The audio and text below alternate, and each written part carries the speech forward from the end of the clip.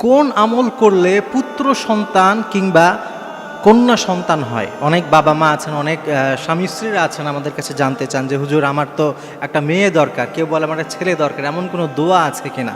দেখুন প্রিয় ভাইয়েরা, প্রথম কথা হচ্ছে সন্তান নেককার হবে, এইটাই হচ্ছে আমাদের জীবনের সবথেকে বড় প্রায়োরিটি হওয়া উচিত। এই জন্য পবিত্র কালামুল্লাহ মাজিদ সহ হাদিসে আমরা ঘাটাঘাটি করলে দেখি মেয়ে সন্তান কিংবা কন্যা সন্তান, ছেলে সন্তানের চাইতে নেককার সন্তান হবে কি করলে সেই দোয়া বা সেই পদ্ধতিগুলো বেশি পাওয়া যায়।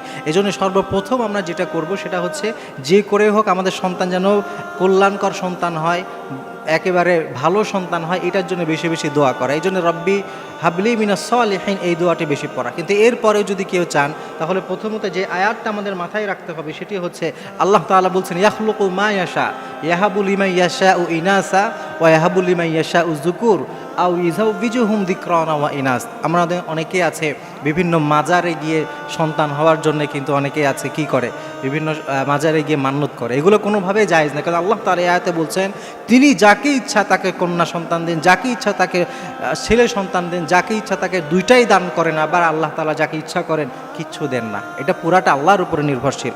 এই জন্যে ছেলে হোক বা মেয়ে হোক প্রথম কাজ হবে আমাদের নেককার সন্তান যেন হয় সেটার জন্য দোয়া করা।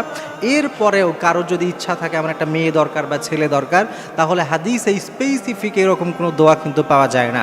এজন্য আপনারা যেটি করতে পারেন, যেই সমস্ত সময়ে দোয়া কবুল হয় ওই সময়গুলোতে আল্লাহ তাআলার কাছে কল্যাণকর বরকতময় মেয়ে হোক কিংবা ছেলে সন্তান আপনারা চাইতে পারেন। বিশেষ করে ইকামতের আজান এবং ইকামতের মাঝখানের যে সময়, শুক্রবারের আসরের পরে যে সময়, তাহাজ্জুদের মধ্যে, এই সময়গুলোতে আপনারা এই দোয়াগুলো করলে আশা করা যায় আল্লাহ তাআলা আপনাদের মনের নেক আশা পূরণ করবেন।